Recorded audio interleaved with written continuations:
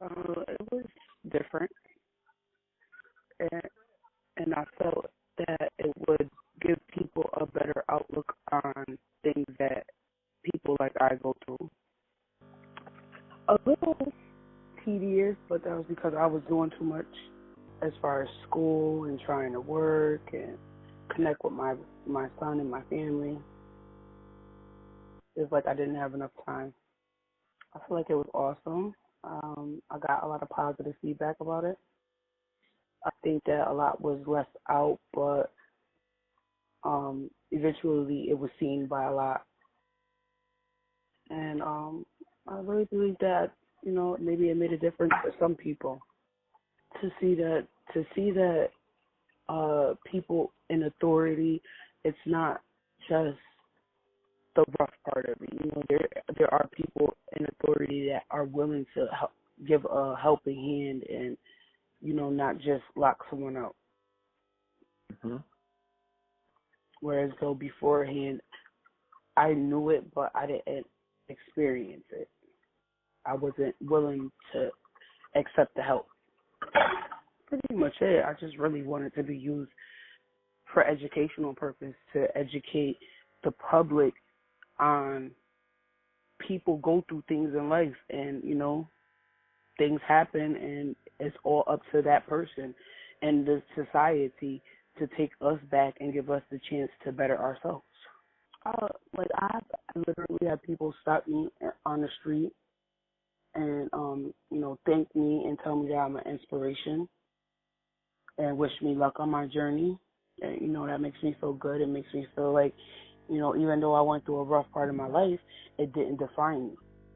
I took that moment to use it in a positive aspect and come home and be able to be a functioning member of society and actually talk to other people about my experience and try to stop them from making the mistakes that I have. Point and key, my son.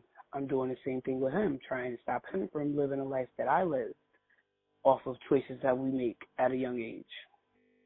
So I definitely believe that everything in life happens for a reason. We may not agree with it at that point in time, and we may not see the bigger picture, but eventually we will.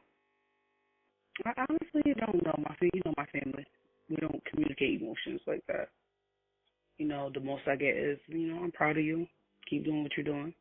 My family is not very emotional. They don't express feelings and things like that.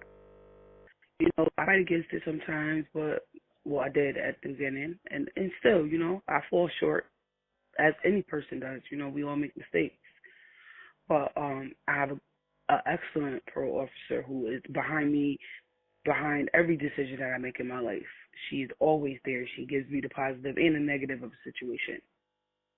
And I know that if I mess up, I have consequences that come behind those actions. And I'm all right with that. Absolutely not. I mean, do I feel like I'm 30 years old and I don't have to have permission to do certain things? Most certainly. But again, those are consequences to my actions as a child. It all depends on that person. It all depends on the people that are involved, basically. It's not a one-sided thing. We both have to work together in order to get a positive outcome. I believe it actually made a big difference. Had I came home and not had parole, I feel as though maybe I would have got sucked right back into the statistic of my neighborhood. And being on parole and having that structure guided me in another direction, because I knew that at the end of the day, I was the only person that was going to suffer from that. And, that my family had to be involved in that. And it wasn't fair to them. I did that to them once. There was no need to do that again. The urines, not being able to party and go out and, having a curfew and, stuff like that. It aggravates me still to this day, but I know at the end of the day it's going to pay off.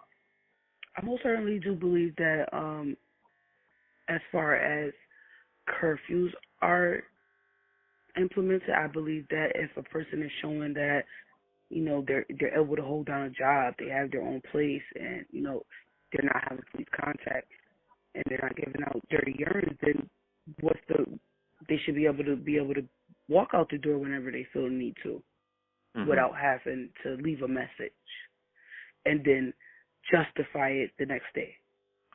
I feel as though you should be able to communicate with everybody in society and not have a restriction because that person also went through the same thing, same trials and tribulations that you went through in life.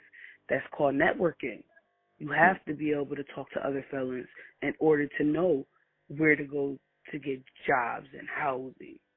That's what networking is. But God forbid if a cop comes up to me and that person on the sidewalk and they find out that we're both on parole, that gets to our parole officers, that's an automatic violation. When we were just literally standing there networking. So yeah, I definitely believe that they need to be a little more open-minded on situations when it comes to felon interactions. I really think that's it because my PO is, she knows that, things in life happen. And, somebody always needs a helping hand, and she's willing to be that person. She's willing to do the extra hours. I believe that the documentary did an awesome job, and I feel as though people just need to know that we could have been them. They could have been us. It all, played on choices and circumstances and atmospheres Mhm. play a major role in that. So you can't judge a person from their mistakes because you never know where that person came from. Just Mm. because you got all the love in the world and doesn't mean that the next person did. That person could have been abused and neglected and abandoned, and you came up and had everything given to you. No, then really, I just, I appreciate their work, and I know that they're struggling. I know that they take a lot of hours from their family to help us. It doesn't go unnoticed. It's just that people have to be open to help themselves before they can accept help from other people. I love you guys. You're awesome. No, thank you. It was a wonderful experience. That's it. I got a lot out of it. Stay focused. Education is key. Anything is possible.